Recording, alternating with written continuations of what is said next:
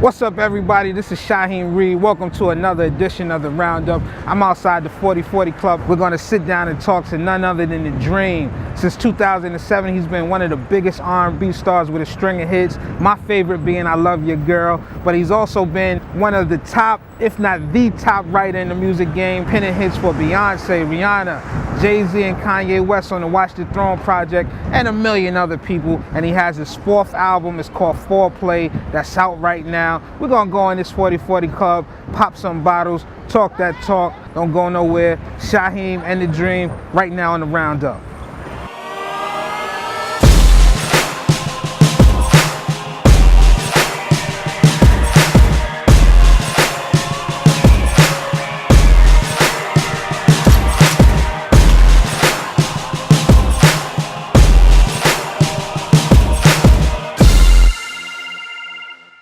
Everybody knows this man who's sitting with me today. Top songwriter, producer, singer, lyricist, father, baby daddy. There you go. The Dream. What's up, my brother? What's up, man? How you doing? I'm good, man. I'm good. Clear up this retirement talk. Is this the last retired. one? Okay, because we. No, what I said was I'm not trying to release albums based on the theory that you have to do so much before they come, and then I'd rather sit down and have this conversation with you because we're having a conversation, right. Not because I'm promoting an album. Like, we could talk about this like every week if you wanted to. Like, I don't care. Like, you can come to the house, we can go to Cali, we can do whatever it is and just talk about music because it's music to me, and that's what I want it to be. I don't want it to be a conveyor belt.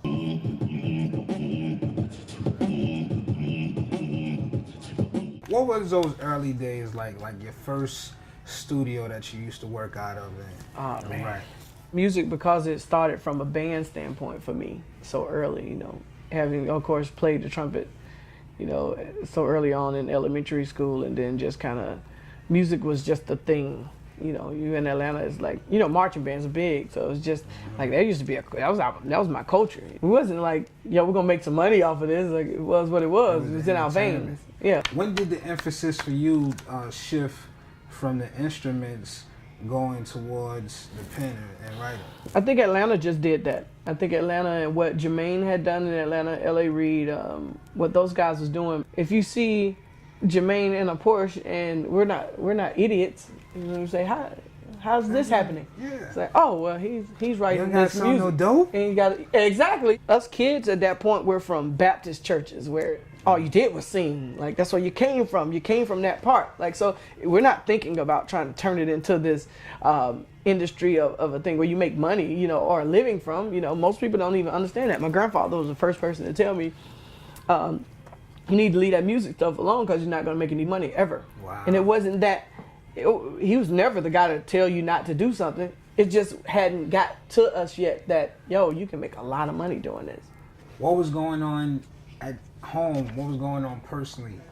Oh man! Oh, for me, it was. I had a devastating run from '92 to '96 because in '92 I lost my mom, and in '97 I lost my grandfather. So the two most influential people for me were gone. So music probably saved me.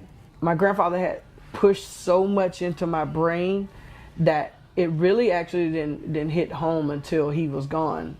That I was using things that I learned from him that I had no idea that I had. Like, I would be frustrated with kids my age, like, and they're like, no, man, you're just old.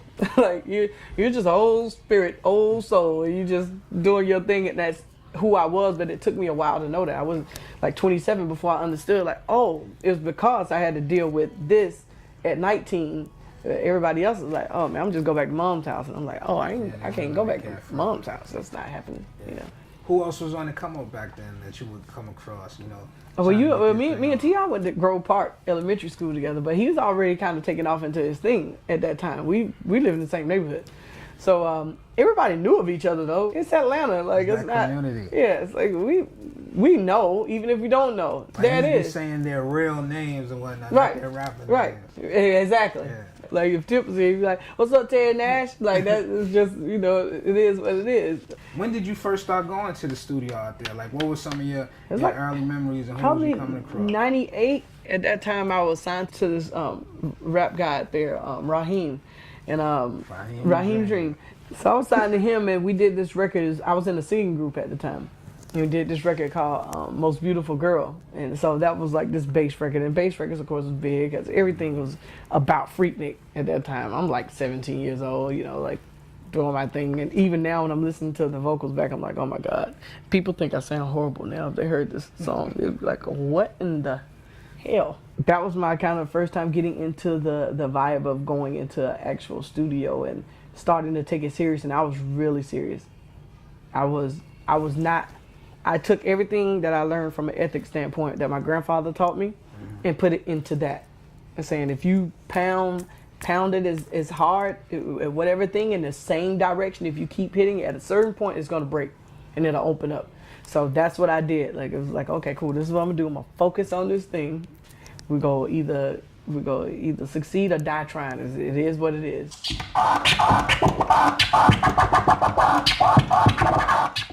So it was literally 10 years from when you was with Raheem to coming out on Def Jam. Yeah.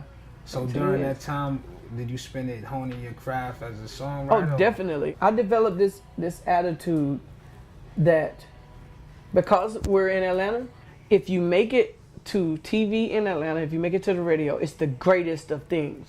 So my imagination and my thought of the music industry was that this great music was going on all the time. Like somebody could instantly write a song that quick. I'm thinking Jermaine's going in and he writes this record, 20 minutes, got another hit, I'm on the radio, I'm on video, I got my goals, and I'm like, wow, I gotta get faster. Yeah. I went from making a song in 4 hours to making a song, which is still fast, you know, but it goes from 4 hours to 3 hours. Now I took it from 3 to 2. From 2, I skipped to 30 minutes to write a good song just based off of common sense, logic, and putting a story together. It just began to be storytelling. So, and I also stopped doing and forcing things that didn't feel right immediately. So those 25 minutes, at a certain point in there, I was challenging things in the business that I thought existed but didn't, because now I'm still in the studio and everybody's like, man, like you did that in like 5 minutes, and I can't explain to them it isn't because I'm happy that I can do it, but they don't understand. It's like you've been boxing and you think you're going to fight Goliath and you're like, oh man, no, Goliath's going to kill me. And so you just get over ready, and you're so over ready you write Umbrella in 15 minutes because you're so determined that everybody's doing it. It's almost like a muscle reflex now. Yes, it's like, now my engineer now, he'll, on the way here, walking out the door, he's like, yo, I need you to put that second verse on this thing while you're walking out the door while I'm packing. I'm literally like, okay, cool, sit down in the seat. 3 minutes, verse gone. Get in the truck, get on the airplane. Like it's become that. I remember when I first met you, Gabe over at Def Jam was telling me the story of you and Tricky and making the album in 8 days. Yeah. So as fast as you was writing, that's as fast as he was. Oh man, I put so much pressure on him. Poor Tricky. He's like, but Trick knew. He's really, really quick also at knowing like what it is that we're trying to accomplish, especially at that time. So my thing was about capturing. It's not about writing. It's about capturing a feeling. So even if you're singing Umbrella and you mumble the second verse, we already know what it's about. But if you don't capture the feeling of how it feels, you don't have anything. Like you sit there and rewrite and write on your paper and do all the paper soaks out the feeling. Like, so I'm going into the booth, but that would mean I need an engineer in every room on every track simultaneously so I could do that. And that's kind of like what happened with Electric Red's album, and that's probably more the album that you're referring to, where in one day I wrote 9 of Electric Red's songs.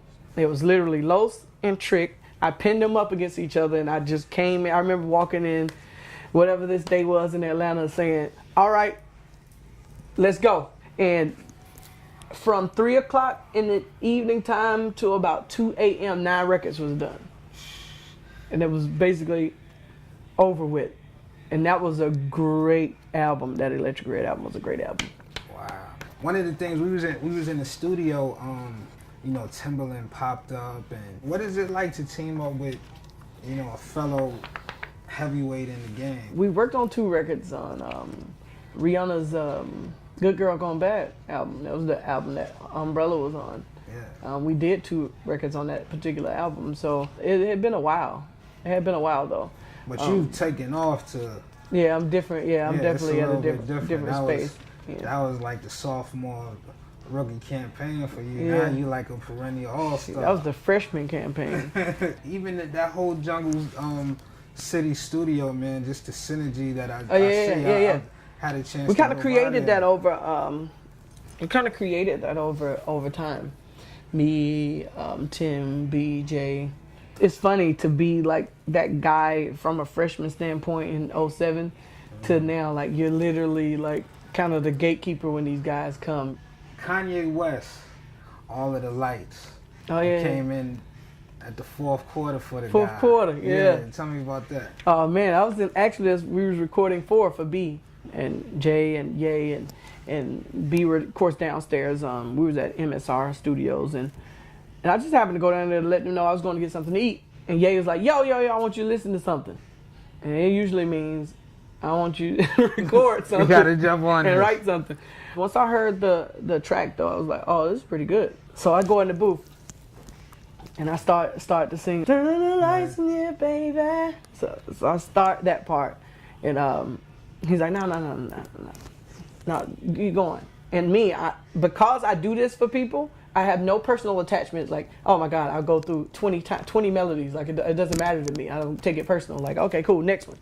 Cool, next one. I'm on like the 16th melody and part, and I'm writing, like, this is like over the span of like 12, 13 minutes. I said, yay, how you like that one? He's in there knocked out. I'm like, B, is this boy asleep? She's like, yes, Dream. I think you should go back to the first one. And so she reached out. I was like, you know what? Yeah, we're going to keep this just how it is. What is your top priority as a songwriter? Is it writing songs for the Dream, or is it making sure that your list of clientele have what they need? Is there ever a time where you have to give them something that you have? Oh, yeah. I mean, 1+1 came off of Love vs. Money. There's just too many songs on that album, number one. Number two, LA didn't really feel that record at all. Of course, I loved it. And, of course, I could have left it on there, but I always know that there's a better person to sing a certain record. And that record actually ended up in the best place that it could be. It's like, of course you want B to sing 1+1. Duh. Anytime, if it's something on my album anybody wants, like my first priority is to give it away. Any one of those records that's on this album right now, if somebody would have asked me for it and like, yo, no, I really need that record. Like, okay, cool, here you go.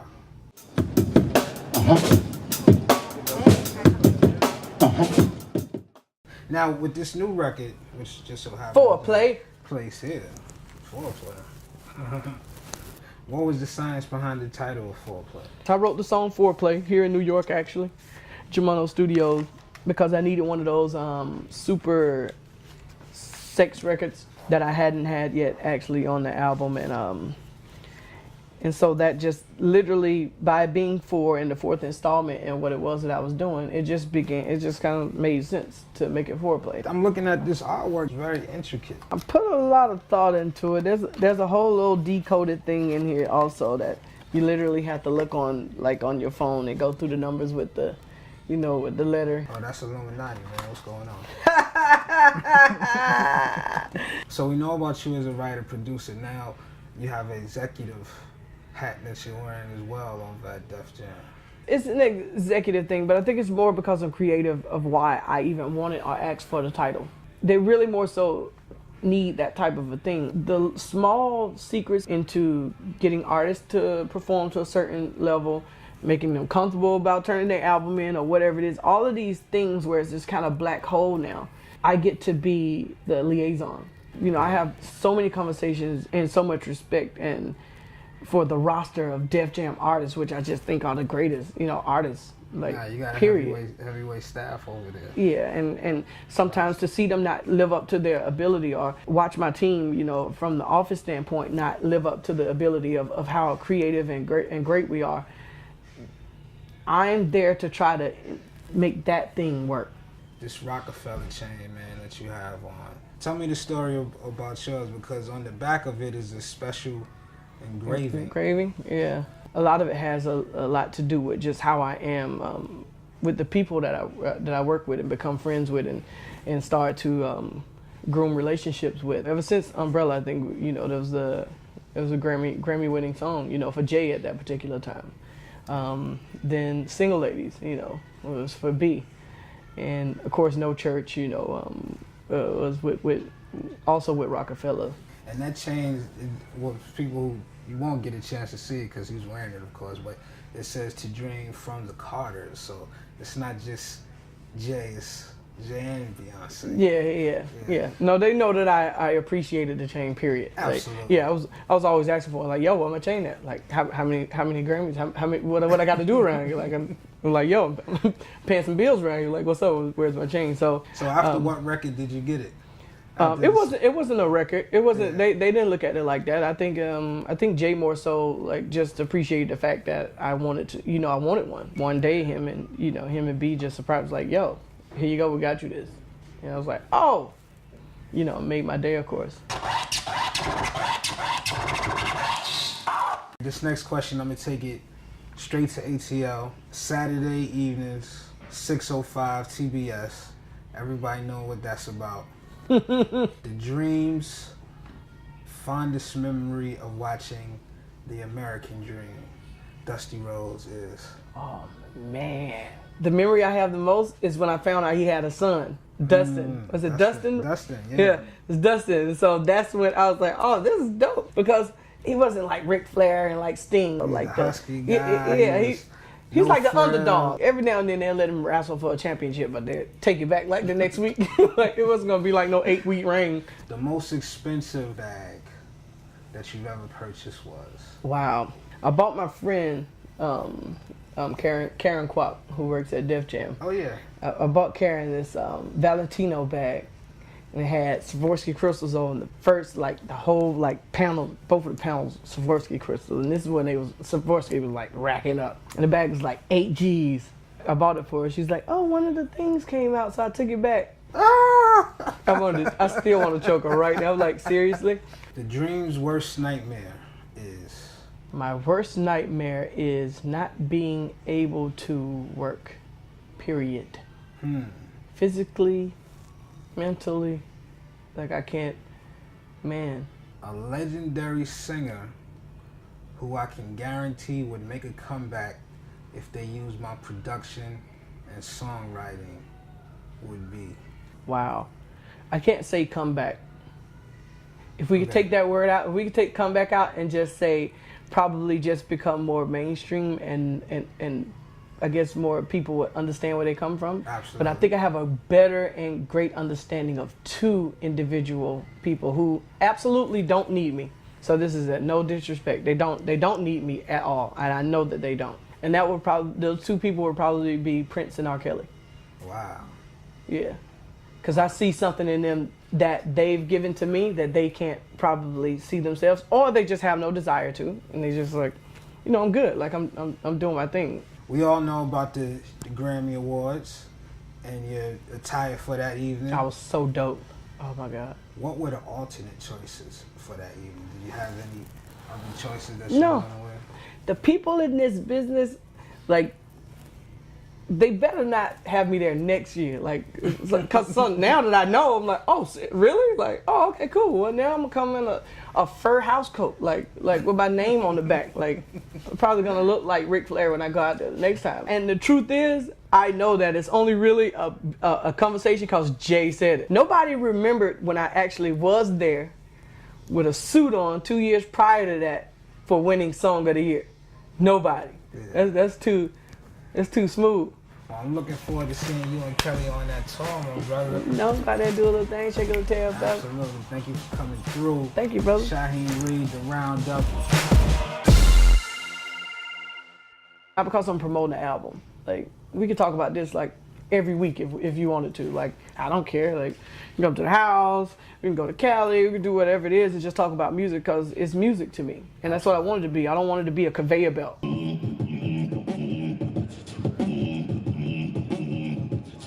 What was those early days like your first studio that you used to work out of? Oh, man. Right. Music, because it started from a band standpoint for me so early, having, of course, played the trumpet, so early on in elementary school, and then just kind of, music was just the thing. You in Atlanta, it's like, marching bands are big, so it's just like, there used to be that was my culture. It wasn't like, we're gonna make some money off of this. Like, it was what it was. What's up, everybody? This is Shaheem Reid. Welcome to another edition of the Roundup. I'm outside the 4040 Club. We're going to sit down and talk to none other than The Dream. Since 2007, he's been one of the biggest R&B stars with a string of hits. My favorite being I Love Your Girl. But he's also been one of the top, if not the top writer in the music game, penning hits for Beyonce, Rihanna, Jay-Z, and Kanye West on the Watch the Throne project, and a million other people. And he has his fourth album. It's called Foreplay. That's out right now. We're gonna go in this 4040 Club, pop some bottles, talk that talk, don't go nowhere. Shaheem and The Dream right now on the Roundup.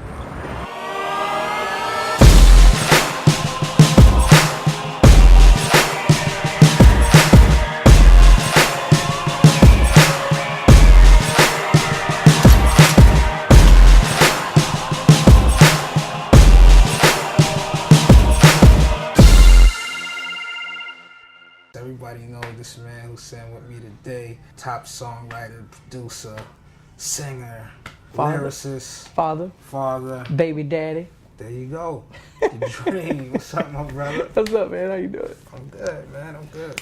Clear up this retirement talk. Is this the last retiring. one? Okay, because we, No, what I said was, I'm not trying to release albums based on the theory that you have to do so much before they come, and then I'd rather sit down and have this conversation with you because we're having a conversation. Right. It's in our veins. Yeah. When did the emphasis for you shift from the instruments going towards the pen and writing? I think Atlanta just did that. I think Atlanta and what Jermaine had done in Atlanta, L.A. Reid, what those guys was doing. If you see Jermaine in a Porsche, and we're not idiots, you say, how's this happening? Yeah. It's like, oh, well, he's writing this music. No dope? And you got exactly. Us kids at that point, we're from Baptist churches where all you did was sing. Like, that's where you came from. You came from that part. Like, so we're not thinking about trying to turn it into this industry of a thing where you make money, or a living from. Most people don't even understand that. My grandfather was the first person to tell me, you need to leave that music stuff alone because you're not going to make any money ever. Wow. And it wasn't that. He was never the guy to tell you not to do something. It just hadn't got to us yet that, you can make a lot of money doing this. What was going on at home? What was going on personally at Oh, that man. time? Oh, for me, I had a devastating run from 92 to 96. Because in 92, I lost my mom. And in 97, I lost my grandfather. So the two most influential people for me were gone. So music probably saved me. My grandfather had pushed so much into my brain that it really actually didn't hit home until he was gone, that I was using things that I learned from him that I had no idea that I had. Like, I would be frustrated with kids my age, like,